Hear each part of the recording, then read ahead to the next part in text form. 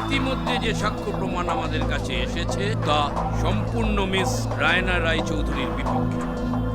Who the hell are you? প্রণয় দাশগুপ্ত, আমি একজন lawyer. খুব বাজেভাবে মিশে গেছে মেয়েটা। একমাত্র তুমিই পারো ওকে সেভ করতে।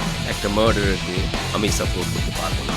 কিন্তু একটা কথা মানতে হবে, মাস্টার স্ট্রোক খেলে দিলেন। Raina is almost a daughter to me.